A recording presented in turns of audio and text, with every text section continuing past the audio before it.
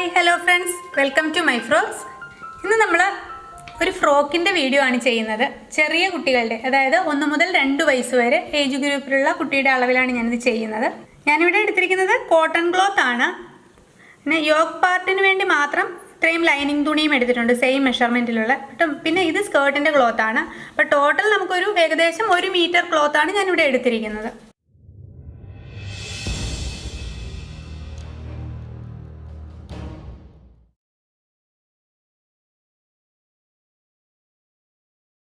അപ്പോൾ നമുക്കിത് ഇത് ക്ലോത്തിൻ്റെ മെഷർമെൻറ്റ് ഒന്ന് നോക്കാം.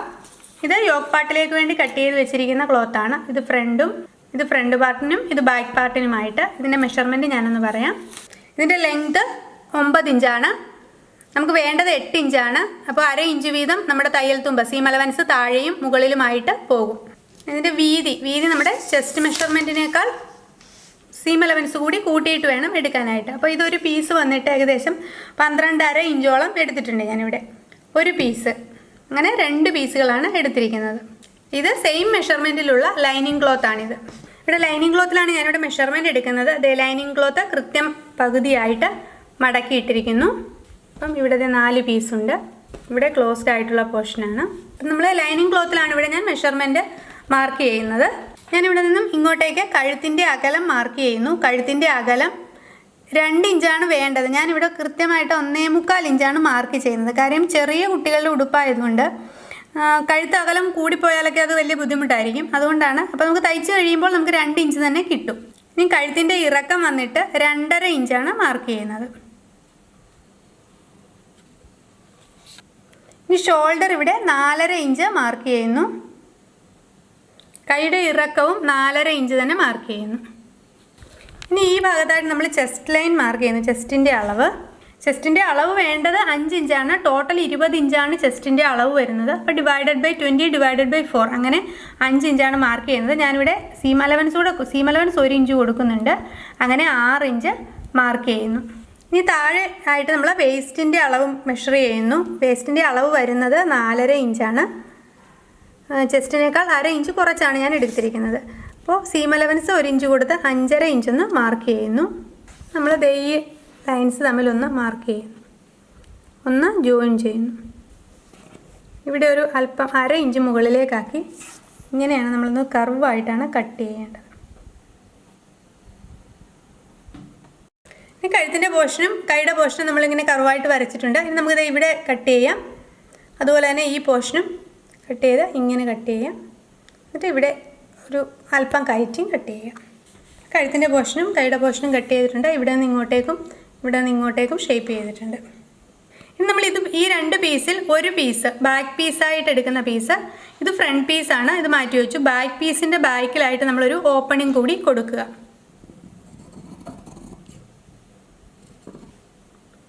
മൂന്ന് ഇഞ്ച് ലെങ്തിലൊരു ഓപ്പണിംഗ് കൂടി കൊടുത്തിട്ടുണ്ട്. ഇത് ഫ്രണ്ട് പീസിൻ്റെ ക്ലോത്താണ്. അപ്പോൾ ഈ ക്ലോത്തിൽ നമ്മളിത് ഈ ലൈനിങ് ക്ലോത്ത് ഇതേപോലെ തന്നെ വെച്ചിട്ട് കഴുത്തിൻ്റെ പോർഷനും രണ്ട് കൈയുടെയും പോർഷൻ സ്റ്റിച്ച് ചെയ്യുക. ഇതുപോലെ തന്നെ ബാക്ക് പീസാണിത്. ബാക്ക് പീസിലും ഇതുപോലെ തന്നെ സെയിം ക്ലോത്ത് ഇതുപോലെ വെച്ചിട്ട് കഴുത്തിൻ്റെ പോർഷൻ ഇങ്ങനെ സ്റ്റിച്ച് ചെയ്ത് ഇങ്ങനെ സ്റ്റിച്ച് ചെയ്യുക. അതുപോലെ തന്നെ 2 കൈയുടെ പോർഷനും സ്റ്റിച്ച് ചെയ്തെടുക്കുക. നമ്മളിത് ഫ്രണ്ട് പീസും ഇതുപോലെ തയ്ച്ചെടുത്തിട്ടുണ്ട്. അതുപോലെ തന്നെ ബാക്ക് പീസും സ്റ്റിച്ച് ചെയ്തെടുത്തിട്ടുണ്ട്. ഇനി നമുക്ക് ഈ പോർഷൻ കട്ട് ചെയ്ത് കളയാം. അതുപോലെ ഈ 2 സൈഡും നമ്മൾ ഇവിടെ ഷേപ്പ് ചെയ്തിരിക്കുന്ന ഈ പോർഷനും ഒരല്പം ഗ്യാപ്പ് ഇട്ട് വേണം കട്ട് ചെയ്യാനായിട്ട്. ബാക്ക് പീസിൻ്റെ നെക്ക് നമ്മൾ കട്ട് ചെയ്യുമ്പോൾ ഇവിടെ ഇങ്ങനെ സ്റ്റിച്ച് ചെയ്യണം എന്ന് പറഞ്ഞില്ലേ, ഈ ഭാഗം കൂടി കട്ട് ചെയ്യുക. ഇപ്പോൾ നമ്മളിവിടെ 2 പീസും കട്ട് ചെയ്തെടുത്തിട്ടുണ്ട്. ഇനി നമുക്കിത് വളരെ ചെറുതായിട്ട് ഇതുപോലെ ഒന്ന് ചെറുതായിട്ട് ഈ കൈയുടെയും കഴുത്തിൻ്റെയും പോർഷൻ കട്ട് ചെയ്ത് കൊടുക്കുക. ഈ സ്റ്റിച്ചിൽ കൊള്ളാതെ വേണം കട്ട് ചെയ്യാൻ വേണ്ടിയിട്ട്. ഇനി നമുക്ക് ഈ 2 പീസും റിവേഴ്സ് ചെയ്തെടുക്കാം. അപ്പോൾ നല്ല സൈഡ് പുറത്ത് വരും. നമ്മൾ 2 പീസും റിവേഴ്സ് ചെയ്തെടുത്തിട്ടുണ്ട്. ഇനി നമുക്കിതിൻ്റെ ഷോൾഡർ തമ്മിൽ ജോയിൻ ചെയ്യുക. ഷോൾഡർ ജോയിൻ ചെയ്യുക. ഷോൾഡർ ജോയിൻ ചെയ്തതിന് ശേഷം ഇങ്ങനെ കഴുത്തിൻ്റെ ഈ പുറമേ കൂടി ഒന്ന് സ്റ്റിച്ച് ചെയ്തെടുക്കുക. അതുപോലെ തന്നെ കൈയുടെ ഈ പോർഷനിലും ഒന്ന് സ്റ്റിച്ച് ചെയ്യുക. ഇവിടെയും സ്റ്റിച്ച് ചെയ്യുക. ഇവിടെ ഷോൾഡർ 2 അറ്റാച്ച് ചെയ്തിട്ടുണ്ട്. അതുപോലെ തന്നെ ഇതിൻ്റെ പുറമേ കൂടി ഇങ്ങനെ സ്റ്റിച്ച് ചെയ്തിട്ടുണ്ട്. ഇവിടെയും ചെയ്തിട്ടുണ്ട്. ഇനി നമ്മൾ സ്കേർട്ടിൻ്റെ പാർട്ടാണ് നോക്കേണ്ടത്.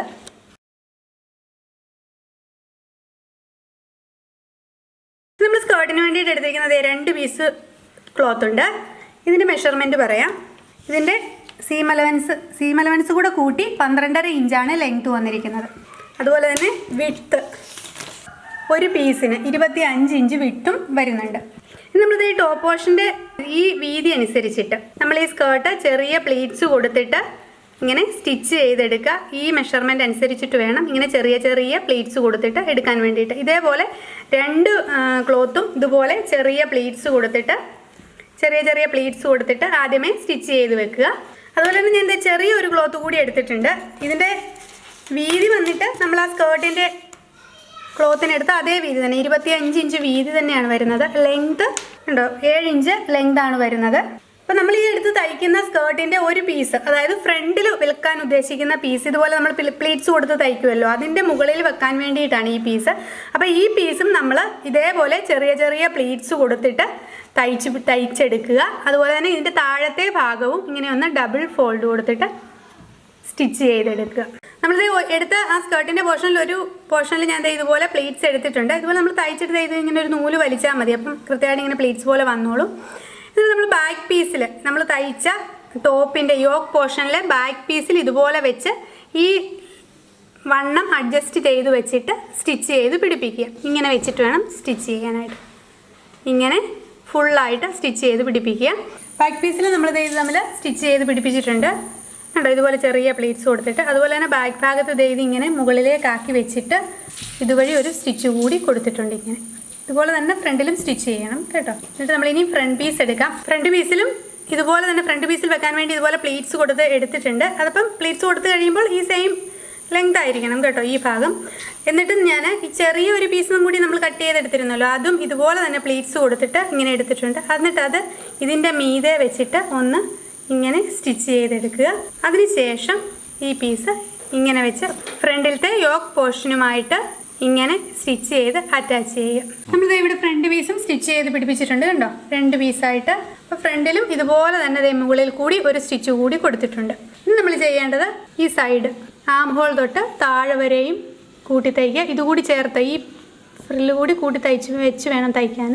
ഇതേപോലെ തന്നെ മറു സൈഡിലും കൂട്ടി തയ്ക്കുക. അതിനുശേഷം താഴെ മടക്കി തയ്ക്കുക. അപ്പോൾ നമ്മുടെ ഉടുപ്പ് റെഡി ആയിട്ടുണ്ട്. 2 സൈഡും തയ്ച്ചിട്ടുണ്ട്, താഴത്തെ ഭാഗവും മടക്കി തയ്ച്ചിട്ടുണ്ട്.